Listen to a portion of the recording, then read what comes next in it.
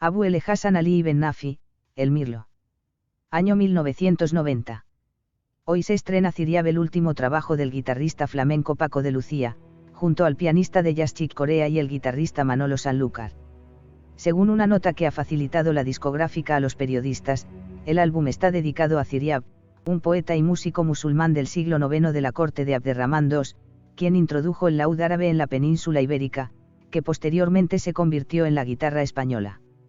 Una de las canciones utilizadas para la promoción es Ziryab, que dura 6 minutos 15 segundos y la interpretan Paco de Lucía, Chick Corea, Jorge Pardo, Carles Benavent, Tino Di Geraldo, Ramón de Algeciras, Rubén Dantas y Joan Albert Amargós.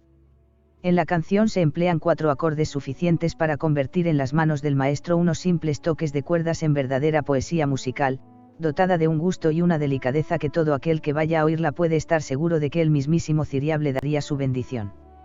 El personaje. Abu Hassan Ali ibn Nafi nació en Mosul, en el califato Abbasí al-Mahdi, en torno al año 790, según la Enciclopedia del Islam. Sus orígenes son discutidos, unas fuentes lo catalogan como persa y otras árabe, kurdo o africano. Ali ibn Nafi fue llamado Mirlo, Ziryab, debido a su tez extremadamente oscura, la claridad de su voz y su carácter dulce, y Benayan. Ziryab, el músico. Es probable que Ziryab fuera educado en el arte de la música desde la infancia. En esa época Bagdad era un importante centro de música islámica y las fuentes indican que pudo ser discípulo de Ibrahim al-Mausil. Al-Makari relata que ambos se presentaron ante el califa Harún al-Rachid, quien quedó muy impresionado por el joven músico cuando rechazó utilizar el instrumento de maestro para emplear el suyo propio, pues su laúd era distinto a todos los demás, ya que él mismo había hecho algunos arreglos para que sonara mejor, la introducción de una quinta cuerda, además de alargar el mástil. Algunos aseguran que el éxito del alumno desató los celos de su mentor, obligándolo a abandonar Bagdad, si bien hay otros que aseguran que Ibn Nafi se marchó tras la muerte del califa Al-Amin en 813, al comienzo del reinado de Al-Mamun. Ziryab, el viajero. Ziryab primero viajó por Siria, Egipto y Palestina para después trasladarse a Ifriquia, Túnez, donde residió por un tiempo en la corte aglaví del emir Ziyad Atala en Kairuán, hasta que fue invitado por el emir Omeya al-Hakam I, quien había oído hablar de él a través del músico judío Abul Nasar Mansur, a trasladarse a Córdoba después de ofrecer sus servicios por carta. Cuando desembarcó en Algeciras en el año 822 tenía 33 años. Al-Hakam acababa de fallecer, pero su heredero Abderramán II mantuvo la oferta de su padre, así que Ziryab se asentó en Córdoba, donde el monarca le ofreció un palacio y un alquiler mensual de 200 dinares.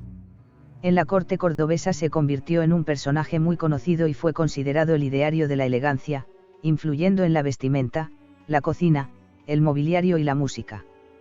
Ziryab, el innovador. Nunca hubo, antes o después que él, un hombre de su profesión más amado y admirado, Al-Makari. Con Ziryab entraron en Al-Ándalus las melodías orientales de origen greco-persa, las cuales serían la base de las músicas tradicionales posteriores de al menos una parte de la península ibérica.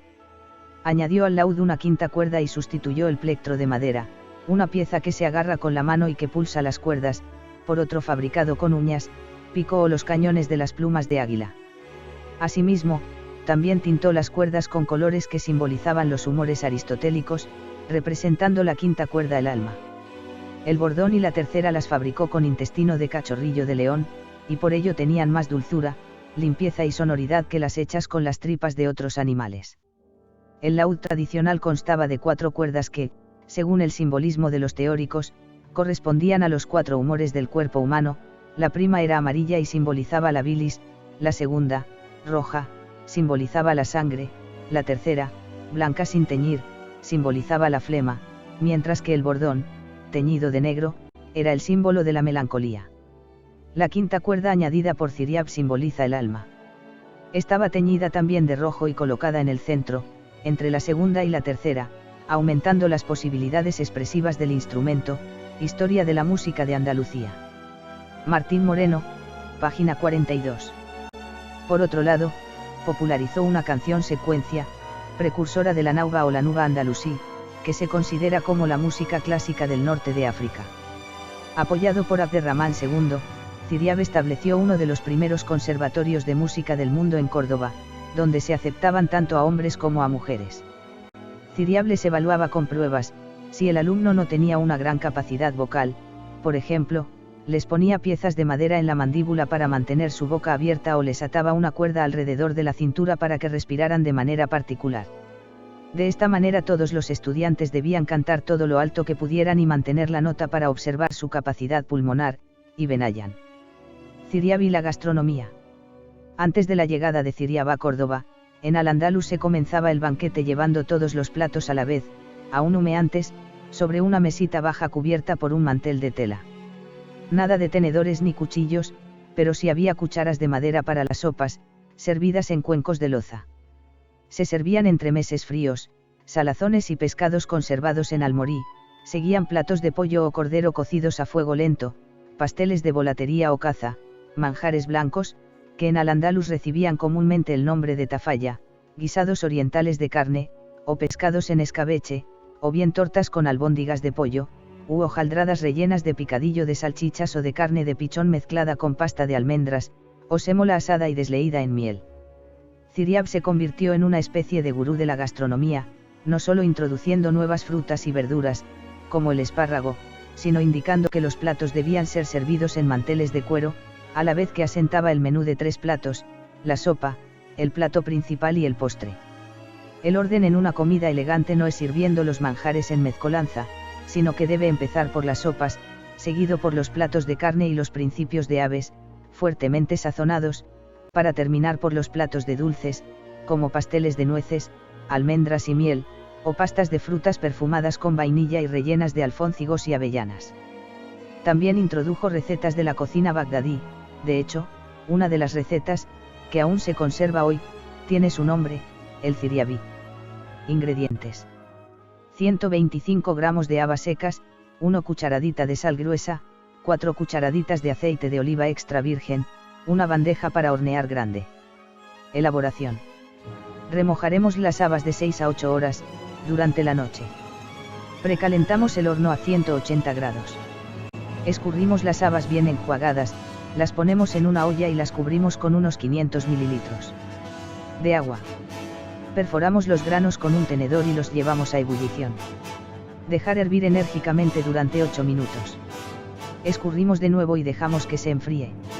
Espolvoreamos con sal y mezclamos bien con las manos. A continuación, añadimos el aceite y volvemos a mezclar con las manos. Depositamos las habas en la bandeja, la ponemos en el horno para asar durante aproximadamente media hora hasta que estén doradas. Dejar enfriar en la bandeja y servir con las bebidas. Ciriab asentó la utilización de copas de cristal para las bebidas, que eran más efectivos que el metal.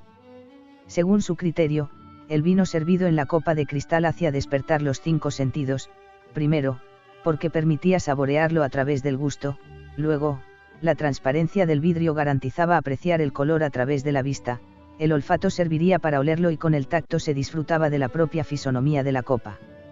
Por último, el oído se deleitaba cuando se hacían chocar 2 copas al brindar.